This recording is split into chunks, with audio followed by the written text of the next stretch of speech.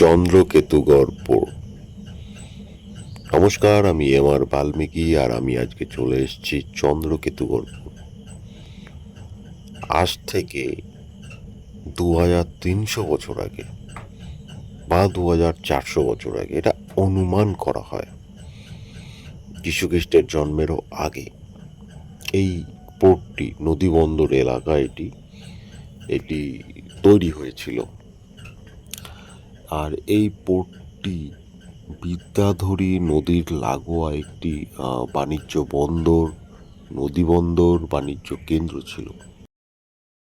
নমস্কার, আমি এম.আর. বাল্মীকি, আর এই মুহূর্তে আমি দাঁড়িয়ে আছি চন্দ্রকেতুগড়।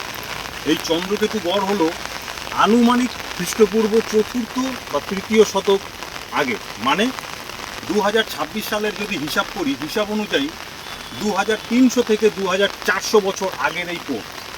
এই যে আপনারা যেটা দেখতে পাচ্ছেন, এই পোর্টটি ছিল বিদ্যাধরী নদীর লাগোয়া একটি পোর্ট বন্দর।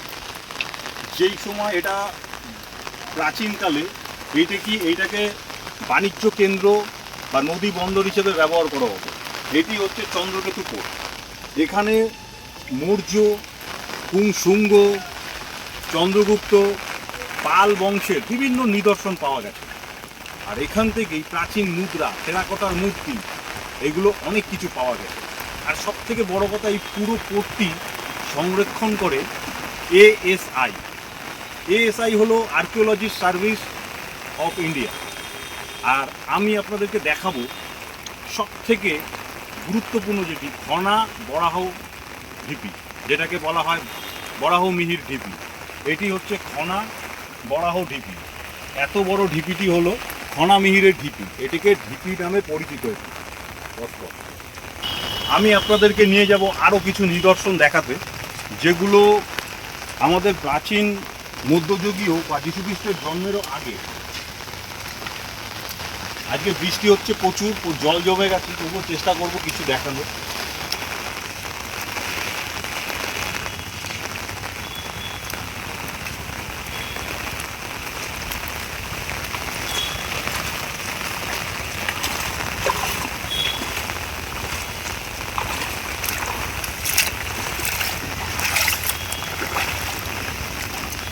এই যে জায়গাটি দেখা যাচ্ছে, এটি হচ্ছে যীশুখ্রিস্টের জন্মেরও আগের যে জায়গাটি, যেটা আজ থেকে 2300 বা 2400 বছর আগে তৈরি হয়েছিল এই নদীবন্দরটি। এটি তার একটি নিদর্শন।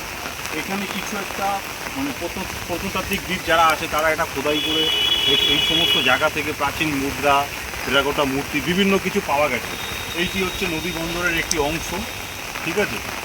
তো এই যে জায়গাগুলি দেখা যাচ্ছে, আমি জায়গাগুলি দেখাবো, একটু ঘুরে দেখাবো, এটা পথ করে দেবো। অন করেছি। এই জায়গাগুলো আমারও নেই।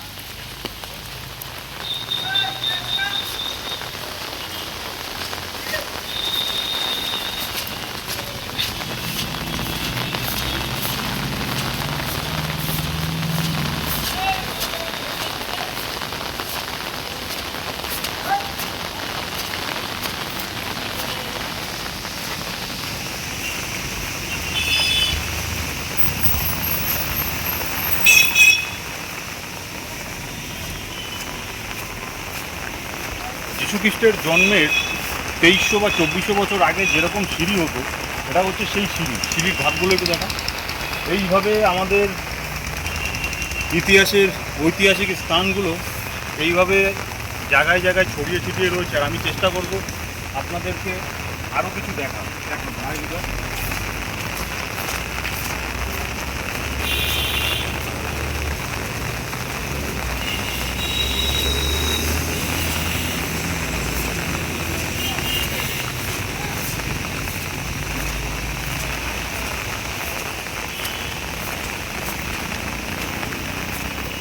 এইগুলো একটা সময়কারের গোডাউন ছিল, এইগুলো গলি ছিল, বা এখানে হয়তো কোনো দুর্গা মন্দির ছিল, এদিকে।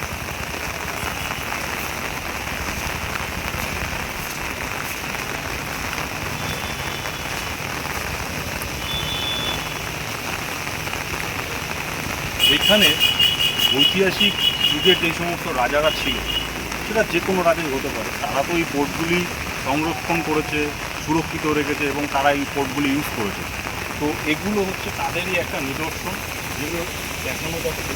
এগুলো সিঁড়ি ধাপ, এইগুলো প্রত্নতাত্ত্বিকবিদরা এগুলোকে ডিসকভার করেছে। তার জন্য থ্যাংক ইউ যে আমাদের পশ্চিমবঙ্গে উত্তর 24 পরগনায় বেড়াচাপায় এরকম একটি পোর্ট, যেটা চন্দ্রকেতু গড় নামে পরিচিত, যেটা আবিষ্কৃত করেছে প্রত্নতাত্ত্বিকবিদরা। না হলে আমাদের পশ্চিমবঙ্গের ইতিহাস আমরা কোনোদিনই মনে রাখতাম না।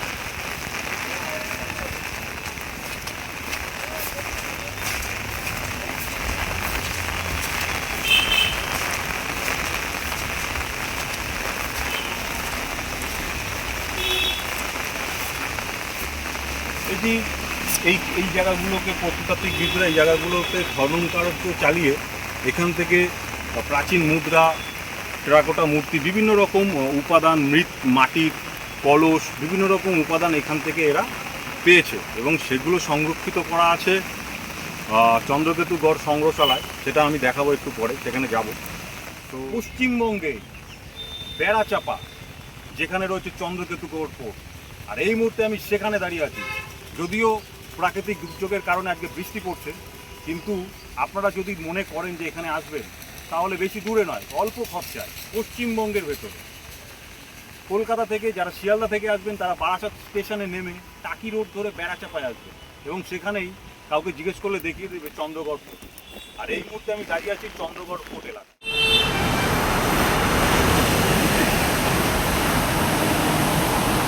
নমস্কার, আমি এম.আর. বাল্মীকি, আর এই মুহূর্তে আমি দাঁড়িয়ে আছি চন্দ্রকেতু গড় পোর্টের সংগ্রহশালা।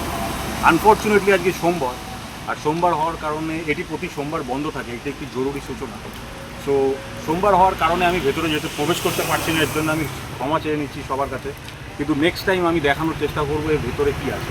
অ্যাকচুয়ালি 1959 এবং 1960 সালের রিপোর্ট অনুযায়ী প্রত্নতাত্ত্বিকরা 300-র বেশি শিলমোহর, টেরাকোটা শিল, হাতি, দাঁত, পুঁতি, বিভিন্ন প্রত্নবস্ত্র এখান থেকে পেয়েছিল চন্দ্রগড় পোর্ট থেকে। আর 2021 সালে দিলীপ কুমার মাইত্রীর সংগ্রহ থেকে তার ছেলে 524টি প্রত্নবস্ত্র এই সংগ্রহশালায় ডোনেট করেছিল।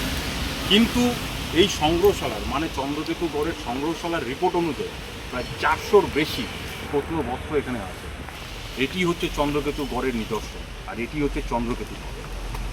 ভালো রাখবেন। আমার ভিডিওটি যদি আপনাদের ভালো লেগে থাকে তাহলে লাইক, কমেন্ট, শেয়ার করবেন, আর দয়া করে বেল আইকনটি টেপে একটি সাবস্ক্রাইব করে দেবেন।